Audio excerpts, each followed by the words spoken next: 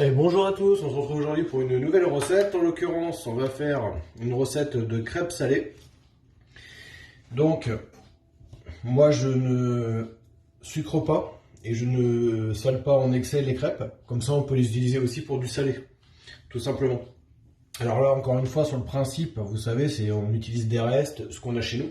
Donc là, moi, je mets de la mortadelle pistache. Je mets un petit bout de mimolette. Je mets 2 tranches de tomates. Alors après voilà, on met ce qu'on a en fonction de ce qu'on a dans le frigo et de ce qu'on a envie de manger. Hop. Donc là voilà, je les roule pas, je les fais en... Vous voyez, ils sont pas roulés. Je les laisse à plat comme il y a les morceaux de tomates. C'est pas comme une ficelle picarde où là on peut donner une forme arrondie.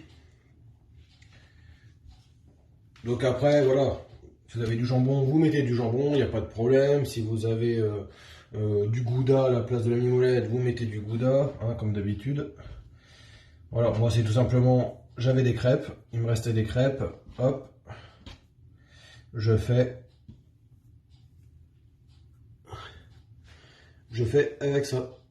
Après c'est sympa, on peut faire avec les enfants, c'est ludique, pardon, la langue qui bug. Hop. Après, bah pareil, bon là c'est du porc. Après, si vous mangez pas de porc, bien entendu, vous pouvez mettre du blanc de poulet en jambon de poulet, jambon de dinde. Il y a des très bonnes saucisses de bœuf aussi, il y a la charcuterie de bœuf. Enfin voilà, il y a largement ce qu'il fait. Il y a largement ce qu'il faut pour faire. Bon, voilà, du coup, j'en ai 4. Enfin, du coup, j'ai pour faire 4, je vais faire 4. C'est le principe d'une ficelle, on garnit, on monte. Sauf que bon, la ficelle, on fait une ficelle de champignons, donc là ça demande, on va dire, de la cuisson. Là, il n'y a pas besoin de cuisson, puisque c'est des choses qui sont déjà cuites ou qui vont cuire après ou légèrement au four.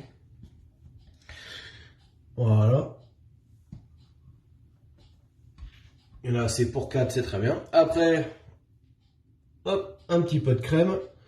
Parce qu'il me reste une petite briquette à passer. Alors après, si vous n'en avez pas, vous pouvez mettre de la crème fraîche. Vous pouvez la remplacer par une béchamel maison. Bon, après la béchamel, c'est un peu plus lourd, c'est un peu plus compact. Là, voilà, j'ai de la crème. Je mets de la crème. Après, vous pouvez... Là, on ajoute le fromage râpé. Après, vous pouvez, comment ça s'appelle mettre un fromage à base de mozza, vous pouvez mettre si vous voulez du comté, si vous avez du parmesan qui vous reste à passer, vous avez fait des pâtes la veille, hop, il n'y a aucun problème là-dessus. Après, bon, nous pour le soir, franchement, c'est largement suffisant. Après, si vous voulez agrémenter ça d'une salade ou de diverses crudités, salade de tomates, une salade de betterave, bon, on met tout, hop, la gourmandise. Hop, donc je vous montre ça. Voilà, donc voilà, c'est un peu le principe d'une ficelle picarde, c'est une crêpe qui est garnie et qui va être gratinée. Voilà, donc c'est très simple, c'est bon, encore une fois ça permet de changer des crêpes sucrées, là on fait des crêpes salées. Donc c'est pour ça que je vous conseille soit de ne pas sucrer vos crêpes, enfin la pâte quand vous la faites, et vous mettez après du sucre, de la confiture au moment de manger dessus, ou vous divisez votre pâte en deux, comme ça vous pouvez en garder une partie qui va être pour du salé et sucré. Mais c'est vrai que maintenant en automatisme, souvent, dans la restauration, on ne sucre pas, surtout quand on est habitué à faire des crêpes garnies salées à côté, on ne sucre pas de base. Comme ça, on sait qu'il n'y a pas à se poser la question est-ce que ça a été sucré ou pas, on sait que c'est pas sucré, on peut utiliser pour les deux.